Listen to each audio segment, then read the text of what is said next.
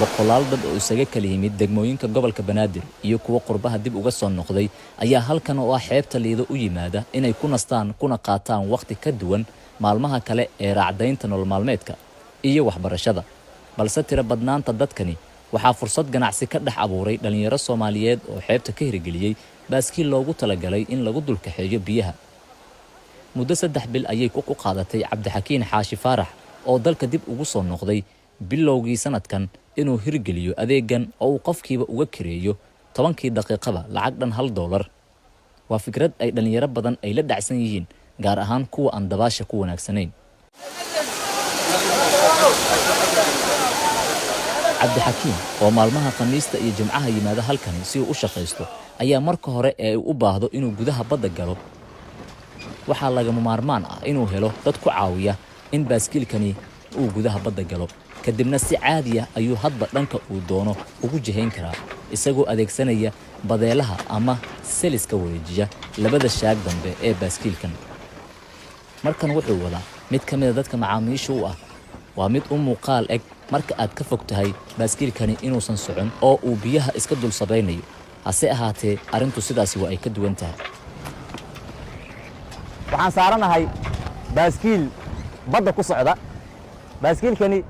dhalinyaro Soomaaliyeed ayaa hindistay hal abuurkan oo wadankii keentay wuxuu ku sahlayaa inaad badda dul saarnaato ilaa inta aad doonto meesha rabtan aad waa adiga oo soconaya horan u socon kara gadaalna u noqon kara kaliya waxa u baahan tahay inaad labadaada adimood ka shaqaysiiso sida arka kartaba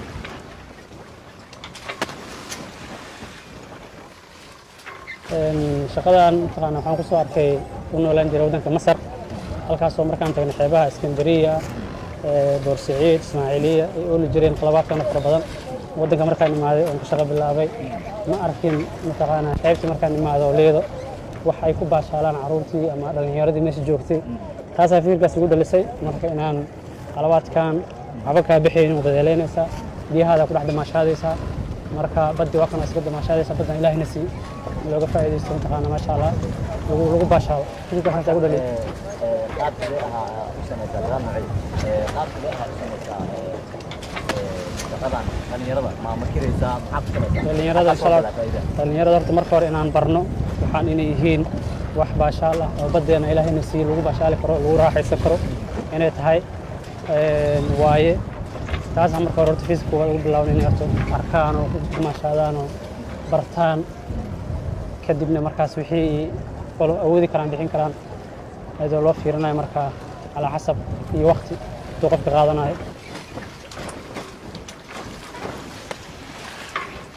inkastoo weli xeebta Liido ay ka dhiman yihiin adeegyo muhiim u ah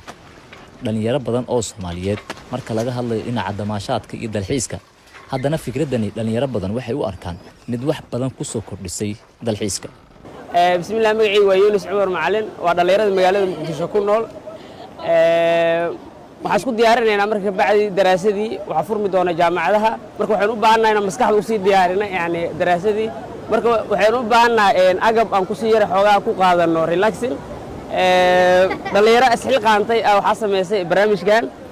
lagama heli jirin dalka muxuu ahay waxa muddo yar ka hor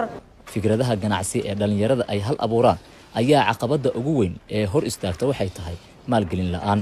haddii ay heli lahaayeen garab istaag dhaqaale waxay buddhig u noqon lahaayeen isbedel guud oo xagga ganacsiga ah dhalinyaraduna ay horseed u yihiin